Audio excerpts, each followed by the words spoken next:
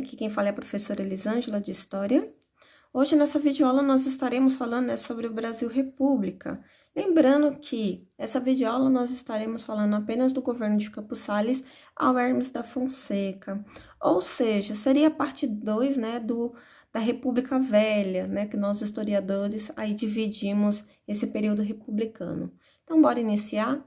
Primeiramente, nós vamos falar sobre o governo de Campos Sales, que ocorreu entre o ano de 1898 a 1902, ou seja, ele cumpriu todo o seu mandato de 4 anos, E que nem eu já tinha dito para vocês na primeira videoaula, é que grande parte desses presidentes, eles sempre vão estar resolvendo questões territoriais. No caso aqui de Campos Sales, ele vai estar resolvendo, isso daí diretamente, com os franceses, até porque a região do Amapá e da Guiana Francesa ainda não tinha, vamos dizer assim, esses limites postos, vamos dizer assim, legalmente no papel. Então, dos primeiros atos dele, vai tentar resolver o conflito que havia naquela região. Além disso, ele vai acabar criando algo chamado que é o saneamento financeiro, que vai ser o quê? Ele vai pedir para que os ingleses, que até então a gente já tinha uma dívida desde o período imperial, para que eles prorrogassem um pouco mais essa dívida e que, se fosse possível, que os ingleses eles pudessem, tá emprestando dinheiro novamente para o Brasil. E os ingleses, eles vão pedir em troca, se caso o Brasil não pague essas dívidas nas datas corretas, que todas as taxas alfandegárias do estado do Rio de Janeiro deveria, ser dado para os ingleses como forma de pagamento.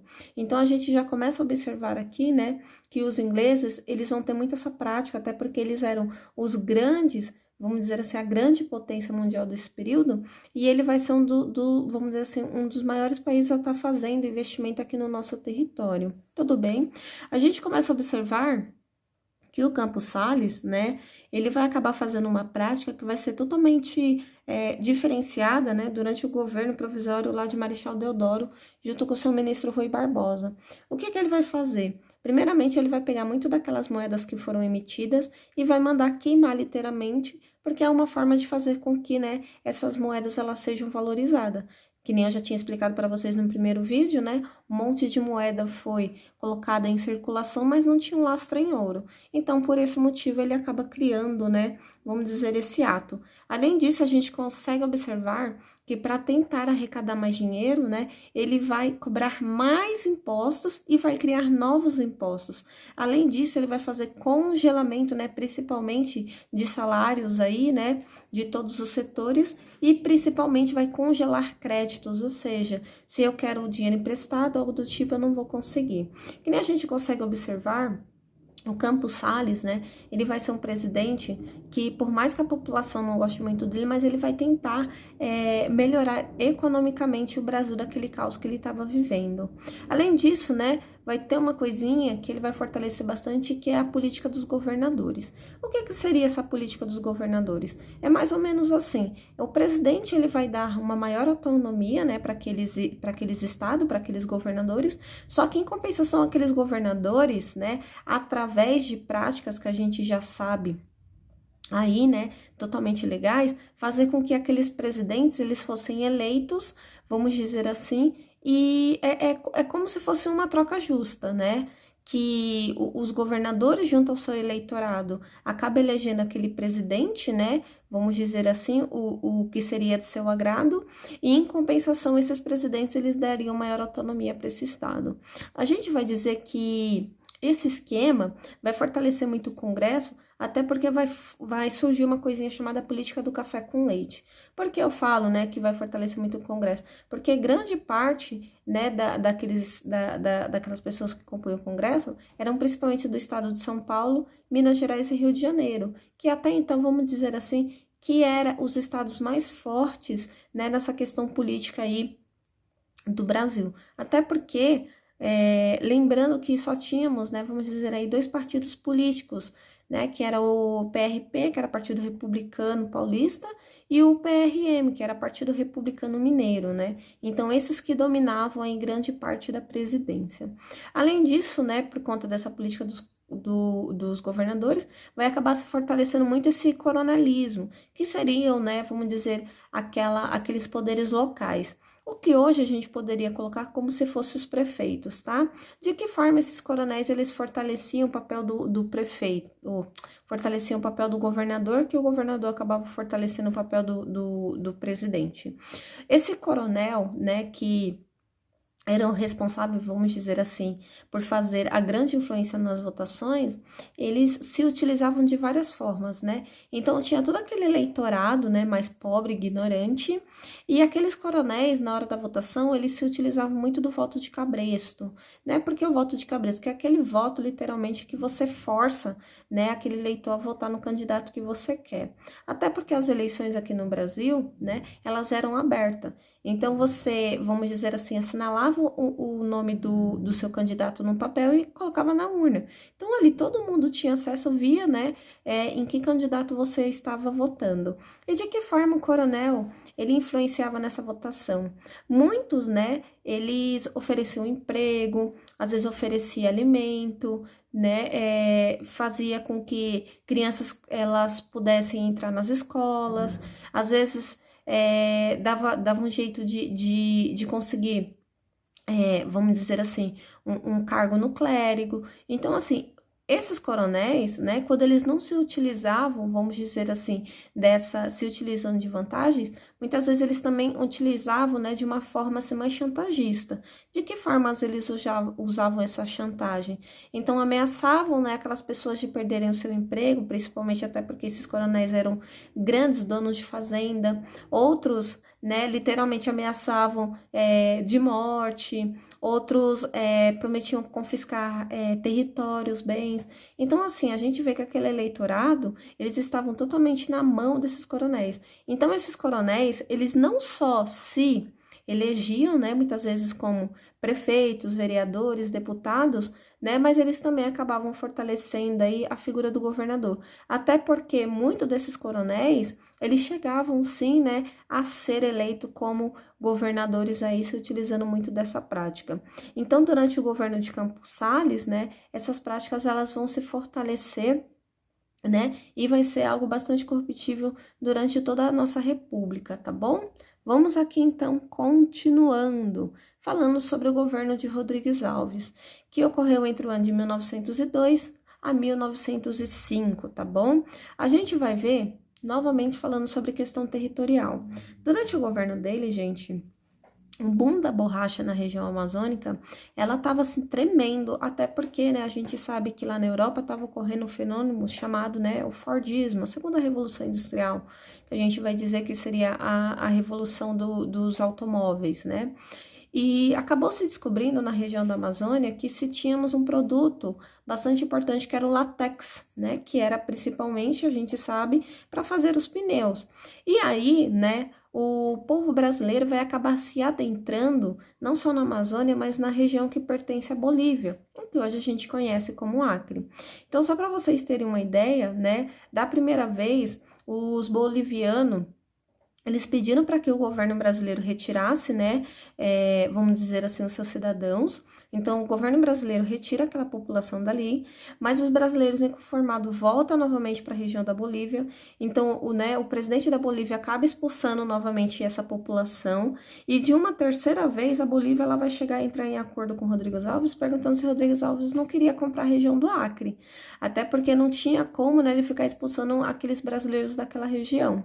E aí, onde Rodrigues Alves, né, ele acaba comprando a região do Acre por 2 milhões de libras esterlinas. O que ninguém imaginou era que, né, o boom da borracha, o ciclo da borracha, ela fosse tão curta, até porque os ingleses acabaram levando, né, para suas colônias mudas das seringueiras, que no caso seriam árvores que seriam responsáveis por dar essa matéria-prima chamada borracha, tá bom? Temos aqui, né, novamente, no ano de 1904, a gente consegue observar que o Rodrigues Alves, eles acaba também fazendo novamente um acordo, né, com a Inglaterra, mas nessa questão aí seria territorial também, para fazer limite, né, entre o Brasil e a Guiana inglesa, que no caso a gente conhece mais popularmente como Guiana. Tudo bem? Durante o governo dele, vai acabar eclodindo no Rio de Janeiro uma coisinha chamada Revolta da Vacina. O que vai ser a Revolta da Vacina, gente? No caso, o prefeito, que era chamado aí de Pereira Passos, ele queria fazer uma renovação na capital, né, do Brasil. Ele queria fazer uma reforma urbana, né, e uma reforma sanitária. Uma coisa acabou levando a outra. Urbana, por quê? Imagine, né, Rio de Janeiro era uma capital que fazia comércio com várias outras regiões, com países. Então, assim, muito daqueles produtos, quando saíam dos portos, né, ficava até um pouco inviável passar por aquelas vielas totalmente sujas, insalubres, para poder levar, às vezes, até para grandes comércios e fábricas. E isso daí, né, estava trazendo uma insatisfação muito grande até os próprios, vamos dizer assim, comerciantes estrangeiros, porque eles tinham medo, né, de chegar na região do Rio de Janeiro, porque grande parte, vamos dizer assim, dos seus marinheiros acabavam sempre contaminados, né, com alguma doença que eram contraídas aqui. Nesse caso, né, em sua grande maioria era a febre amarela. E aí, né, aonde o Pereira Passos, junto com Oswaldo Cruz, né, que era um sanitarista, eles acabaram, né, criando uma coisa que vai ser muito importante até os dias atuais, que seria o quê? A vacinação obrigatória. E nesse caso, né, eu acho que a única falha deles vai ser o seguinte, que eles criaram a vacina para alguns tipos de doenças aí, né, que nem a gente fala aí, que nem a própria febre amarela, e isso daí vai, vamos dizer assim, trazer uma insatisfação muito grande para a população, porque imagine, gente, se hoje ainda tem pessoas que acham que a vacina, ela não é necessária, né? Imagina aquele período que as pessoas, elas tinham medo, né, do desconhecido, até porque não houve uma campanha de conscientização. Eles não informaram, né, o porquê de vacinar as pessoas, o benefício que aquela vacina ia trazer para aquelas pessoas. Então, vamos dizer assim, o Rio de Janeiro, né, acabou fazendo assim de uma forma totalmente ignorante. Então invadiam as casas das pessoas, né, vacinavam aquelas pessoas à força. Antes disso, grande parte de pessoas que moravam em cortiços. O que é cortiço, gente? Imagine um quintal onde tem várias casinhas, né? Imagine que naquela época não tinha saneamento básico. Então imagine a sujeira que não era. Então grande parte desses cortiços acabaram sendo colocados abaixo, né? Então ruas, avenidas estavam sendo alargadas. Essas pessoas estavam praticamente sendo jogadas, né, a sua boa sorte. Então vai ser durante esse período que grande parte dessa população vai acabar, né, criando residência, principalmente nos morros do Rio de Janeiro. Então, imagine, né? Esses caras já estão totalmente insatisfeitos. Imagine durante esse período, início do século XX, né, que a questão puritana, né? Imagine você levantar a roupa de uma mulher para você vacinar ela no braço, às vezes no popô. Imagine, gente, né? Naquela época, assim, a mulher era vista como um ser totalmente virtuoso e você acabar vacinando à força aquelas pessoas. Então, muitos acreditavam fielmente que aquela vacina era para matar aquelas pessoas, porque o governo, né, ela estava querendo se livrar daquele contingente mais pobre. E sendo que era totalmente ao contrário. Resultado, por conta dessas várias insatisfações, acabou se eclodindo, né, a revolta da vacina. Então, muitas pessoas foram à rua, fizeram barricadas, né, lutaram contra o Exército Federal, mas aí, resultado, depois de muita campanha, né, depois de vários conflitos, mortes, aí a gente consegue até observar que a população ela começa a entender, né, aos poucos, e aí sim a gente consegue observar, né, que a população ela fica um pouco mais, vamos dizer assim, conformada, pacífica, e observa assim, né, que aquilo que eles estavam fazendo não era algo para prejudicar eles, mas sim para tentar melhorar, né? Até porque grande parte das doenças se davam até por eles viverem naquelas regiões totalmente insalubres. Claro que eu não posso deixar de falar é que o governo ele não deu praticamente assistência nenhuma para essa população, mas isso daí vai ser algo, né, bastante benéfico, porque isso serviu para que outros estados acabassem também tendo, né, alguma dessas reformas urbanísticas. Lembrando que o Rio de Janeiro ele se baseou principalmente, né, nas reformas urbanas que estavam ocorrendo em Paris, tá bom? Então a gente fala aí que hoje a cidade do Rio de Janeiro, ela é a coisa, é a capital, né? Aquela coisa linda e maravilhosa, né? Mas assim, a gente não sabe em cima de tanto sofrimento, de tantas mortes, de tantos conflitos, né, que ocorreu para que aquilo tudo fosse construído, tá bom? Não podemos esquecer que durante o governo de Rodrigues Alves vai acabar ocorrendo uma coisinha chamada Convênio de Taubaté. Gente, o Convênio de Taubaté eu acho que vai ser um dos atos aí mais importantes, né, para os cafeicultores. O Convênio de Taubaté vai ser o quê? Governadores, principalmente daqueles 3 estados que eu já tinha falado para vocês, São Paulo, Rio de Janeiro e Minas Gerais. Né, eles vão acabar se reunindo e vão criar, né, vamos dizer aí, uma lei que, se caso um dia o café ele entre em crise, que o presidente do Brasil ele deve ser obrigado a comprar aquele café excedente. Claro que o Rodrigues Alves ele vai ser totalmente contra, né, essa política do Convênio de Taubaté, mas até por ele ser a minoria e precisar da aprovação do Congresso, vai ser algo que o Congresso vai aprovar de fato, né? E ele se vendo, vamos dizer aí, sem qualquer tipo de apoio, né? Então, o Convênio de Taubaté acaba sendo, vamos dizer aí, de toda forma sendo aceita. Além disso, a gente também consegue observar que o Convênio de Taubaté, ele propunha-se o seguinte, né? Que todas as moedas estrangeiras que viesse para comprar o café do nosso país, aqui do Brasil, que quando fosse converter, né, para a nossa moeda local, que ela deveria ser convertida num valor abaixo. Eu não sei se vocês sabem, mas a Bolsa de Valores, né, a gente vai falar assim no caso ali, a Bolsa do Café, né, que eu posso até estar citando para vocês, que fica lá em Santos, lá quando você ia comercializar, tinha uma moeda própria. Então, não era a moeda local do Brasil que você trocava para poder comprar o café. A moeda era a moeda lá da bolsa, né? Da bolsa de café. Então, eles sempre colocavam a conversão num valor abaixo, que era para fazer com que o produto ele fosse bastante valorizado. E isso o Convênio de Taubaté também acabou aceitando aí, né? E acabou se tornando, vamos dizer assim, lei aqui no nosso território. Tudo bem, então? Então, a gente viu que grande parte, né, do governo de Rodrigues Alves, quem acabou se fortalecendo, cada vez mais a gente está observando, né, são principalmente esses governadores, né, e cafeicultores. Lembrando, gente, que grande parte desses políticos eram, sim, esses grandes fazendeiros, tá bom? Vamos aqui, então, falar sobre o governo de Afonso Pena, que vai ocorrer entre o ano de 1906 a 1909. Tudo bem? Que nem a gente já consegue observar, ele não vai cumprir todo o seu mandato, tá? Mas vamos aqui, então, falar um dos primeiros atos. Então, aquilo que eu já tinha explicado para vocês sobre a conversão, né, que vai ser criada no Convênio de Taubaté, vai se efetivar de fato no governo de Afonso Pena, tá bom? E uma das coisas aí, novamente, que durante o Brasil República vai acabar se fazendo é resolvendo questões, né, territoriais. Nesse caso, seria com a Holanda, tá bom? Nesse caso, vai ter uma região chamada Suriname, né, que também faz fronteira ali com a região do Brasil, mais acima do nosso mapa, né? E a gente vai acabar fazendo acordo, né, com os holandeses e delimitando o território.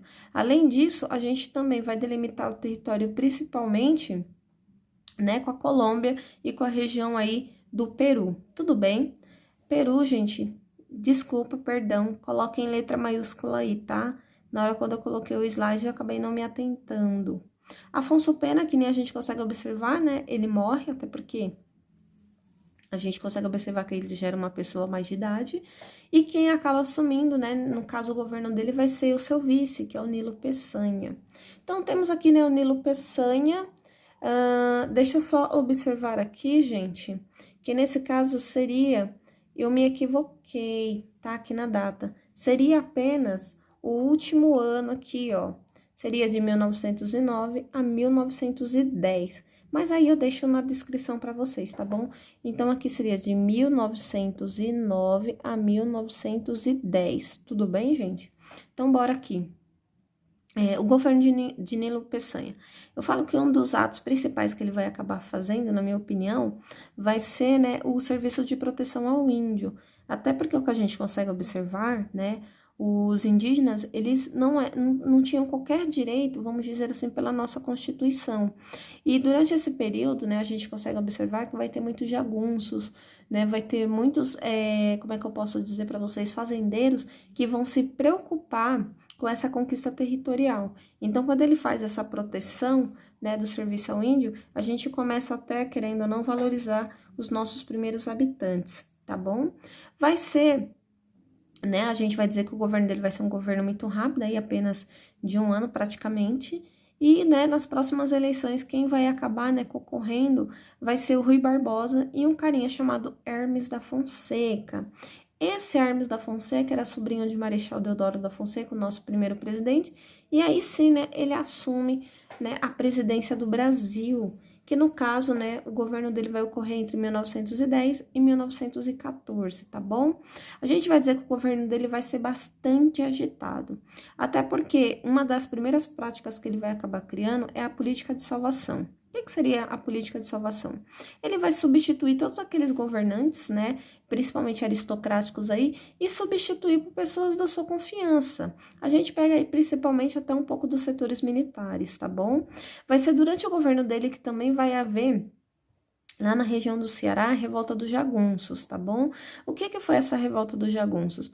Até por conta dessa política aí da salvação, a gente observa que, né, ele vai acabar colocando um governante da sua confiança, e nessa época, né, a gente tinha uma pessoa muito importante lá no Ceará, que era o famoso Padre Cícero.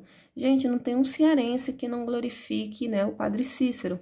E o Padre Cícero, ele não era apenas um clérigo, mas ele também se envolvia muito na política, né? E só para vocês terem uma ideia, ele vai ser o responsável por fazer esse levante, né? Principalmente entre a política local com o governo federal. Claro que depois a própria Igreja Católica vai acabar se envolvendo, né? Vai pedir para que ele não se envolva, até porque o Padre Cícero, ele já era uma figura bastante, vamos dizer assim, contraditória, porque muitos acreditavam que ele era um santo milagreiro, e a Igreja Católica, ela nunca reconheceu nenhum desses milagres, e chegou até excomungar o Padre Cícero, né? Retirando ele, vamos dizer, desses cargos religiosos aí. Mas resultado, a gente sempre sabe que o governo federal acaba se sobrepondo aí, tá? Vai ser durante o governo dele também que vai se fortalecer muito o cangaço, que nesse caso aí, né, a gente vai falar que o maior representante do cangaço seria, né, o famoso Lampião, em que são, nesse caso aí, o Lampião, não só ele como os próprios cangaceiros, eles são vistos na história como um personagem bastante, vamos dizer assim, contraditórios, porque muitos acreditam que eles eram grandes heróis, né, até porque acabava se roubando dos ricos e dando para os pobres, e outros acreditavam que eles não passavam, vamos dizer aí, de grandes bandidos, porque eles trabalhavam sim, eram para os grandes fazendeiros, né, e fazendo a sua boa vontade contra a população, vamos dizer assim, mais pobre. Claro que essas biografias variam bastante e muita coisa ainda está para ser revista, tá bom? Também durante o seu governo vai ocorrer, né, a Revolta dos Marinheiros, ou mais popularmente conhecido como a Revolta da Chibata, né, em que nada mais vai ser do que um levante, né, dos marinheiros, tendo a liderança João Cândido, contra os castigos corporais, né, que aqueles...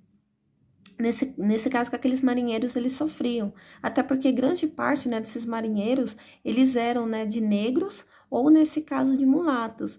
E, além deles sofrerem castigos físicos, eles tinham, né, os salários mais baixos do que aqueles marinheiros brancos e a própria ração que eles recebiam era bastante inferior.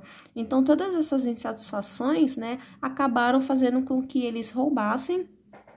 Nesse caso aí, a gente consegue observar, né, um navio de guerra chamado Minas Gerais, e eles voltam, né, vamos dizer, aqueles canhões em direção ao Rio de Janeiro, prometendo bombardear a capital do Brasil, se caso, vamos dizer assim, não houvesse melhores condições, né, no seu meio de trabalho. Claro que Hermes da Fonseca, ele vai prometer mundos e fundos, e quando esses revoltosos, eles acabarem entregando, né, esse navio, a maioria vai acabar sendo presa, tá bom? Alguns a gente sabe aí que vai sumir aí no meio da história, tá? E no caso, o João Cândido, né, que vai ser o grande líder, ele vai ser preso, mas posteriormente, depois ele vai ser considerado uma pessoa totalmente louca, insana, né, e ele vai acabar realmente morrendo de velhice no ano de 1969. Hoje, quando a gente fala da Marinha Brasileira, né, claro que a Marinha Brasileira, ela não reconhece essa revolta, a revolta da Chibata, até porque eles, né, vão dizer que nunca existiu castigo físicos dentro das suas embarcações, e que isso daí eram totalmente delírios, né? Nesse caso aí, desse grande líder, que era o João Cândido, tá? Hoje lá no Rio de Janeiro, Tem uma estátua, né, de João Cândido, né, que foi estreada durante o governo do PT, mas, assim, é uma estátua, assim, que em si os marinheiros, eles não se agradam muito, até porque eles falam que esse João Cândido, ele não deveria ser homenageado, porque ele meio que fez um ato vergonhoso, né, perante a Marinha Brasileira. Durante, né, o governo também de Hermes da Fonseca, que eu citei para vocês, né, que vai ser um governo bastante conturbado, vai acabar ocorrendo, né, a revolta do contestado. O que vai ser a revolta do contestado? Primeiramente, né, vai ter esse nome, né, contestado, porque a região que a gente conhece entre o Paraná e a Santa Catarina, ocorreu uma contestação. Por que ocorreu essa contestação? Era uma região ali, né, que esses dois estados, eles brigavam entre si até para poder ter limites territoriais, e quando eles conseguiram resolver esses limites territoriais, o governo federal acabou cedendo, né, a concessão daquela região para a construção da linha férrea entre São Paulo e Rio Grande do Sul. Era como se eles quisessem fazer uma linha única, né?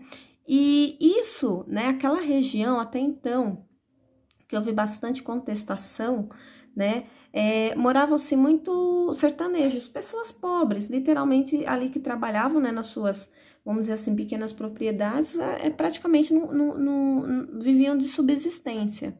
E quando eles souberam que eles deveriam ser desalojados, né, vamos dizer assim, das suas casas, das suas terras, sem qualquer tipo de, vamos dizer assim, de indenização, aquela população, então, né, começou a contestar também contra esse ato do governo federal.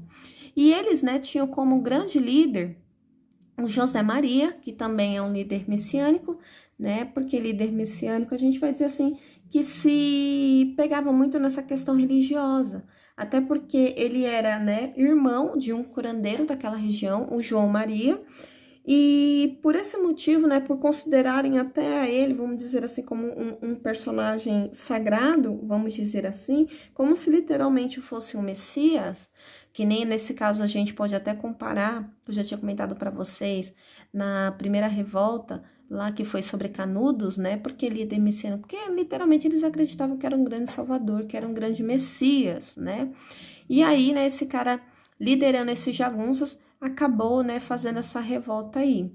A gente sabe, gente, que enquanto o exército brasileiro ia com armas e entre outras coisas muito mais vantajosas, vamos dizer assim, em questão de conflito de guerra, a grande parte desses jagunços carregavam facões, enxadas nas suas mãos.